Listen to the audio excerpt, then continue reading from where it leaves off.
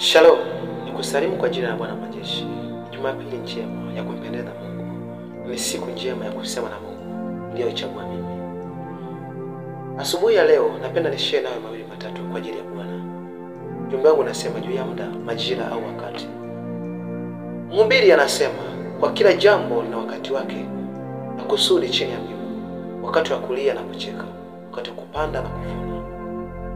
Nami nataka nikukumbushe mwanadamu mwenzangu ya kwamba maandiko yanasema kila mwanadamu aliyezaliwa na mwanamke siku zake za kuishi ni chache, nazo zimejaa taabu. Kwa hiyo mimi na wewe umeokoka hujaokoka, lakini tuelewe ya kwamba siku zetu za kuishi duniani ni chache. Tutapotea, tutakufa. Wala tumaini letu wala hesabu yetu hata kumbukumbu letu itapotea katika dunia hii. Kwa hiyo maandiko yanasema njooni tusemezane. Hapa inatuambia Biblia ya kwamba tunayo nafasi ya kusema na Mungu tungali bado tuko hai. Wanadamu ni kama tuko kwenye foleni. Maisha yetu kama tuko kwenye foleni, tumejipanga. Zamu inapofika unatoweka. Zamu inapofika unatoweka. Utaniona.